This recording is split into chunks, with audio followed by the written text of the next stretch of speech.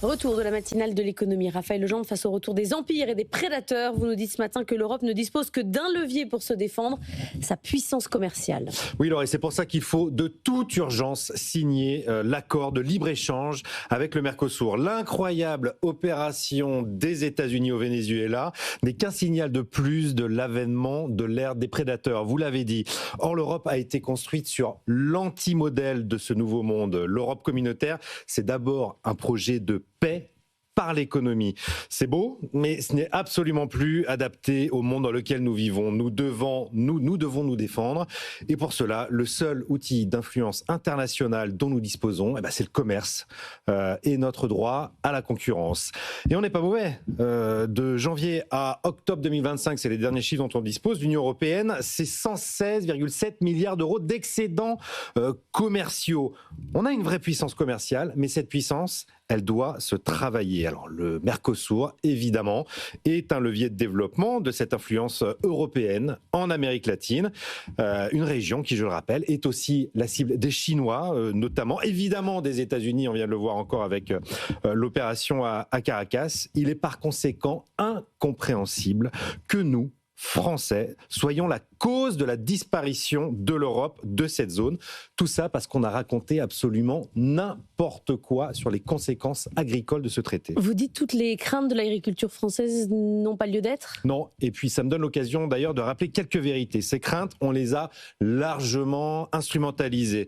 On ne va pas être submergé, contrairement à ce qu'on a entendu absolument de partout, de viande bon marché et de mauvaise qualité.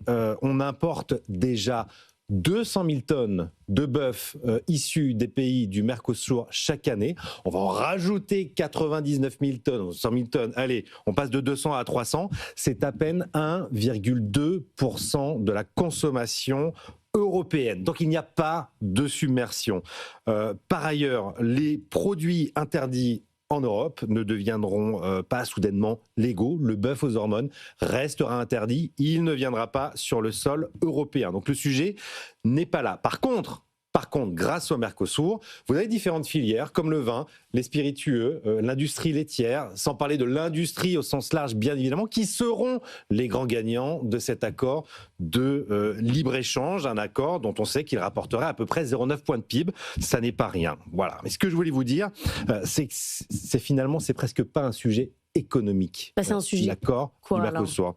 C'est un sujet géopolitique en réalité, parce que pendant qu'on hésite, la Chine et les États-Unis, eux, avancent très fort. Aujourd'hui, le premier partenaire commercial du Mercosur, ça n'est pas l'Europe comme ça ne devrait l'être, avec les liens qu'il y a avec l'Espagne, c'est la Chine. L'Europe, elle, recule en Amérique latine. Résultat, si on ne conclut pas cet accord, on va laisser filer l'accès à des matières premières clés, agricoles, minière, stratégique et un marché de 270 millions de consommateurs. Ce serait une faute stratégique majeure. Cet accord va au-delà de la simple réduction de tarifs douaniers. Il vise à renforcer des relations commerciales, politiques et culturelles entre l'Union européenne et les pays d'Amérique latine. L'Europe doit absolument saisir cette opportunité. Merci Raphaël.